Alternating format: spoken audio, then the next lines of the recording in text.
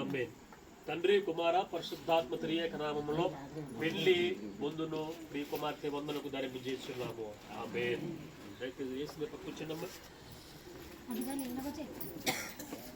మా చిన్న వాక్య భాగం చదువుకుని కొద్ది నిమిషాలు వాక్యాన్ని ధ్యానం చేసుకుని కార్యక్రమాన్ని ముగించుకుందాం. ఆదికాండము 24వ అధ్యాయము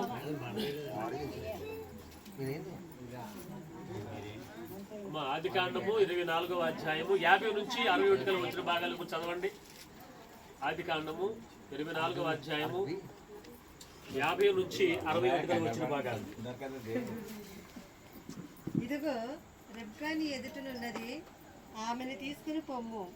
యెహోవా సెలవిచ్చిన ప్రకారము ఈమె నీ యజమాని కుమారునికి భార్య అగును కాకని ఉత్తరమిచ్చిరి. అబ్రహాము సేవకుడు వారి మాటలు విని యెహోవాకు సాష్టాంగ నమస్కారం చేసెను. తరువాత ఆ సేవకుడు వెండి నగలను, బంగారు నగలను, వస్త్రములను తీసి రెబ్కాకు ఇచ్చెను. మరియు అతడు ఆమె సహోదరునికి తల్లికిని విలువ గల వస్తువులను ఇచ్చెను. అతడును అతనితో కూడనున్న మనుషులను